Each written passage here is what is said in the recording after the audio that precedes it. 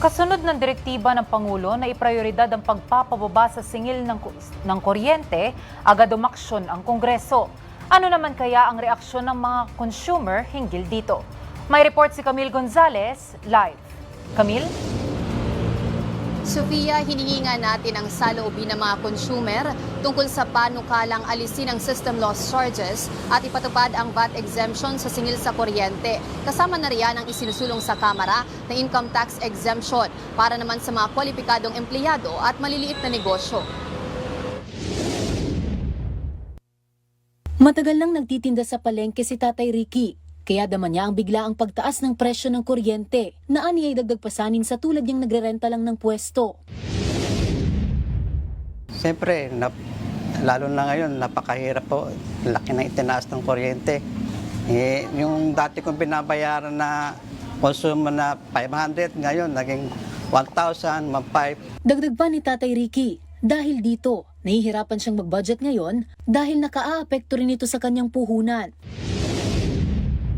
Siyempre, nahihirapan kami mag-budget ng ng peras, lalo ginagamit namin sa puhunan.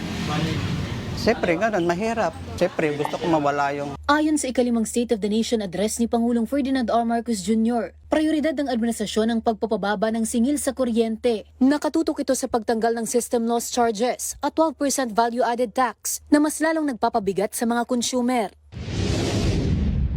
Panahon na para tanggalin na natin ang systems loss na pinapasa sa consumer.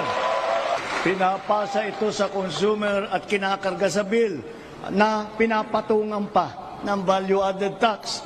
Hindi naman kasalanan ng consumer kung bakit nagkaroon ng systems loss. Kaya ang nakikitang solusyon dito ng Pangulo ay ang pag-amyenda sa EPIRA o Electric Power Industry Reform Act upang isaayos ang sistemang pinaiiral ng mga distribution utility sa bansa. Therefore, we, the people, we demand for the immediate amendment of the EPIRA.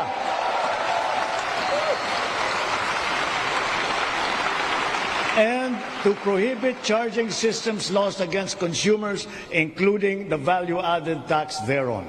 Para kay Tatay Ricky, sakaling ganap itong maipatupad, malaking tulong daw ito lalo na sa mga mahihirap na consumer. Siyempre, gusto ko mawala yung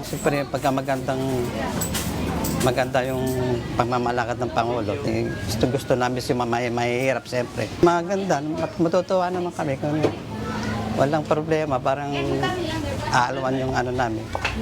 Buhay, yung bayarin kasi binabudget lang namin yung pera. Mas maganda yung tanggalin na yung ibang bat na yun, dinadagdag nila. Samantala, suliranin naman ng empleyadong si Lloyd ang buwan ng kaltas ng buwis sa kanyang sahod. Yung sahod natin na siyempre dapat ibili na lang natin sana yung kaltas, nakakaltas, hindi naman natin nagagamit. Kaya medyo sayang din. Mahalaga kasi yung sahod sana natin na ikakaltas, magagamit din natin pag siguro may pag-emergency tayo sa pamilya natin. Makukuha din natin na magagamit din naman natin. Kaugnay nito, matapos ang SONA, agad na naghain ng motion sina House Speaker Faustino D. III at Majority Leader Sandro Marcos para sa pag-aproba ng House Bill No. 10345 bilang tugon sa tax relief proposal ng Pangulo. Ayon kay Representative Sandro Marcos, itataas sa ilalim nito ang tax-free ceiling mula 250,000 pesos hanggang 300,000 pesos na annual income. Dahil dito, mas malaki na ang may uuwing sahod ng mga empleyado kada cut-off para sa kanilang pamilya. Kasabay nito ang House Bill No. 10346 na magbibigay ng tax relief sa mga negosyo batay sa direktiba ng Pangulo sa kanyang ikalimang SONA. Pag naisa batas ito, tatanggalin na simula 2027 ang minimum corporate income tax sa mga domestic corporation upang matulungan ang maliliit at naluluging negosyo. Pagdidiin ni Majority Leader Sandro Marcos, kinikilala ng Pangulo na hindi dapat puwersahing magbayad ng minimum tax batay sa gross income ang mga negosyo na mababa na ang profit margin. Kaya malaking tulong ang pagtanggal ng MCIT upang mapanatili ang pasahod sa mga manggagawa at mapalago ang kanilang negosyo. Isang magandang balita naman ito para sa mga manggagawa, katulad ni Lloyd. Malaking tulong na din po kasi sa mahal ba naman ang bilihin ngayon, kung exempted na rin naman tayo, malaking tulong din yun para sa ating mga natural na Pilipino na nagtatrabaho lang ng Hindi gaano kataasan ng sahod. Sana maipasa yung batas na yan para giginhawa naman yung buhay ng mga natural na Pilipino kung nagtatrabaho. Sofia, napakaganda nga ng mga layunin at posibleng ginhawang hatid nito para sa mga Pilipino at local businesses dito sa ating bansa. Kaya naman aktibo itong itinutulak ni na Speaker D at Representative Marcos upang mas mapabilis ang pag-aproba nito sa Kongreso at malagdaan na rin ni Pangulong Marcos Jr. nang sa ganun ay ganap na itong maipatupad ng Department of Finance at BIR ang mga implementing rules para rito. Para sa itong balita sa Bagong Pilipinas, Camille Gonzalez, Teresa Tatanghale ng Congress TV.